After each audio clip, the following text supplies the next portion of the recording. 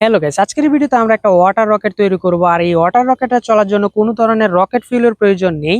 এই ওয়াটার রকেটটা শুধুমাত্র পানি দিয়ে চলবে। তাহলে চলুন এখন এই ওয়াটার রকেটটাকে তৈরি করা যাক। তার আগে ভিডিওতে একটা লাইক দিন, চ্যানেলটাকে সাবস্ক্রাইব করুন। চলুন ভিডিওটা শুরু করা যাক।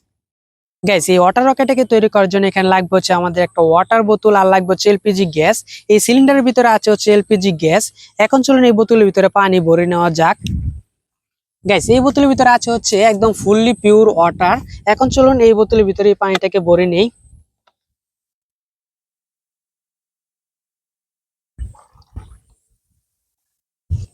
গাইস, এই বোতলের ভিতরে পানিটাকে ভরে নিয়েছে। এখন চলুন এই বোতলের ভিতরে এই এলপিজি গ্যাসটাকে ভরে নেওয়া যাক।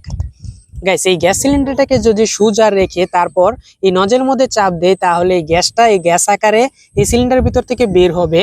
আর এই সিলিন্ডারটাকে যদি উল্টো করে তারপর এই নজেলের মধ্যে চাপ দেয়, তাহলে এই গ্যাসটা বের হওয়ার সময় অনেক ঠান্ডা হয়ে যায়। তাই এই গ্যাসটা লিকুইড ফর্ম আকারে বের হবে, অর্থাৎ এই গ্যাসটা পানি আকারে বের হবে। তাহলে চলুন এখন এই গ্যাসটাকে বের করা যাক। আর এই গ্যাসটা হাতে চাপ দিয়ে এটাকে বের করা যাবে না, তাই এই প্লাস দিয়ে এই গ্যাস সিলিন্ডারের নজেলের মধ্যে চাপ দিয়ে তারপরে এই গ্যাসটাকে বের হতে হবে। আর গাইস, এই এক্সপেরিমেন্টটা সাকসেসফুল হবে কিনা এটা আমিও জানি না। তাহলে চলুন একটা ট্রাই করে দেখা যাক কি হয়। এখন চলুন এই বোতলের ভিতরে এলপিজি গ্যাসটাকে ভরে নেই।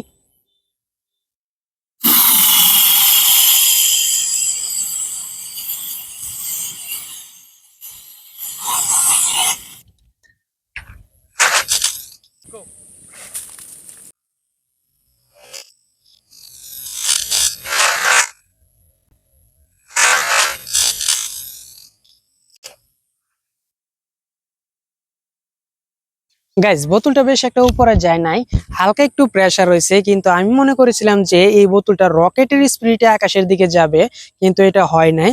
কিন্তু আনফরচুনেটলি এই এক্সপেরিমেন্টটাও সাকসেসফুল হয়নি। আর গাইস, এই ধরনের কোনো কিছু আপনারা করার চেষ্টা করবেন না, কারণ এটা খুবই ডেঞ্জার। আর এই এক্সপেরিমেন্টটা আবার পরবর্তী একটা ভিডিওর মধ্যে ট্রাই করে দেখবো যে কি হয়।